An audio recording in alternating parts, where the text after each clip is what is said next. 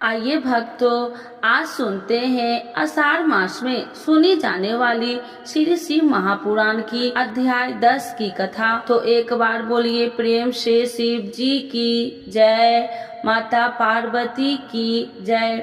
श्री हरि को सृष्टि की रक्षा का भार एवं भोग मोक्ष दान का अधिकार दे भगवान शिव का अंतर ध्यान होना।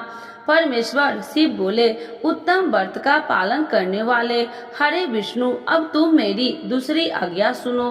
उसका पालन करने से तुम सदा समस्त लोकों में माननीय और पूजनीय बने रहोगे। ब्रह्मा जी के द्वारा रचे गए लोक में जब कोई दुख या संकट उत्पन्न हो, तब तुम उन संपूर्ण दुखों का नाश करने के लिए सदा तत्पर रहना। तुम्हारे संपूर्ण दूसरे कार्यों में मैं तुम्हारी सहायता करूंगी। तुम्हारे जो दुर्जय और अत्यंत उत्कट शत्रु होंगे, उन सबको मैं मार गिराऊंगा।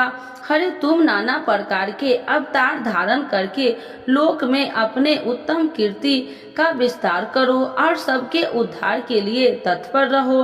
तुम रुद्र के आराध्य हो और रुद्र तुम्हारे आराध्य हैं। तुम में और रुद्र में कोई भी कुछ भी अंतर नहीं है। जो मनुष्य रुद्र का भक्त होकर तुम्हारी निंदा करेगा, उसका सारा पुण्य तत्काल नष्ट हो जाएगा। पुरुषोत्तम विष्णु तुमसे द्वेष करने के कारण मेरी आज्ञा से उसको नरक में गिरना पड़ेगा। यह बात सत्य है, इसमें संशय नहीं है। तुम इस लोक में मनुष्य के लिए विशेष सहयोगी और मोक्ष प्रदान करने वाले और भक्त के आराध्य तथा पूजनीय होकर प्राणियों का निग्रह और अनुग्रह करोगे। ऐसा कहकर भगवान शिव ने मेरा हाथ पकड़ लिया और श्री विष्णु को सौंपकर उनसे कहा, तुम संकट के समय सदा इनकी सहायता करते रहना। सबके आराध्य होकर सभी को भोग और मोक्ष प्रदान करना और सर्वदा समस्त कामनाओं को साधक एवं सर्वश्रेष्ठ बने रहना।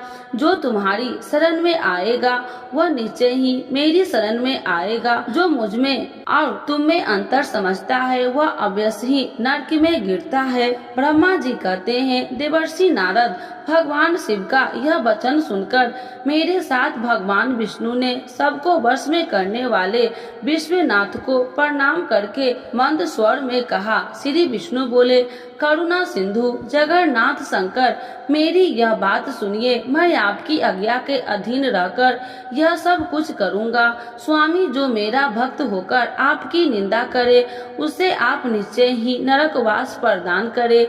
नाथ, जो आपका भक्त है वह मुझे अत्यंत प्रिय है। जो ऐसा जानता है उसके लिए मोक्ष दुर्लभ नहीं है। श्री हरि का यह कथन सुनकर दुखहारी हर के उनकी बात का अनुमोदन किया और नाना प्रकार के धर्मों का उपदेश देकर हम दोनों के हित की इच्छा से हमें अनेक प्रकार के वर दिए। इसके बाद भक्त वत्सल भगवान शंभु कृपा पूर्वक हमारी ओर देखकर हम दोनों को देखते देखते जैसे वहीं अंतर ध्यान हो गए। तभी से इस लोक में लिंग पूजा का विधान चालू हुआ।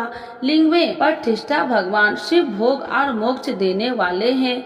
शिवलिंग की जो वेदी या आर्धा है वह महादेवी का स्वरूप है और लिंग साक्षात महेश्वर का लय का अधिष्ठान होने का कारण भगवान शिव को लिंग कहा गया है, क्योंकि उन्हीं में निखिल जगत का वास होता है। महामुनि, जो शिवलिंग के समीप कोई कार्य करता है उसके पुण्य फल का वर्णन करने की शक्ति मुझ में नहीं है। नमः शिवाय। तो एक बार बोलिए प्रेम से शिव जी की जय, माता पार्वती की जय।